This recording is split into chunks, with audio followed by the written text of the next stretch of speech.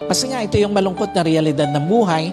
Pagdating sa usapin ng panahon, pwede mong gamitin ang panahon, pero hindi mo pwedeng balikan. Ito yung malungkot na realidad ng buhay tungkol sa panahon.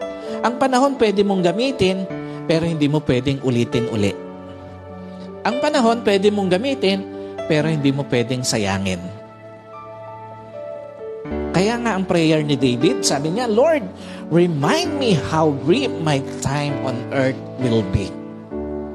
Ano ibig sabihin dito ni David? Una, hindi ibig sabihin ng prayer ni David, malaman niya yung eksaktong panahon dito sa mundo.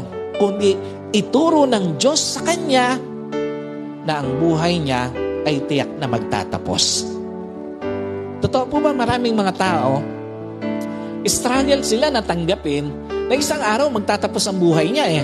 Yung iba ayaw pang pag-usapan to eh. Totoo po ba? Minsan ayaw pang pag-usapan na mamamatay yung magulang niya, mamamatay yung asawa niya, mamamatay yung anak niya, yung kapatid niya, o mamamatay siya. But this is a reality in our journey.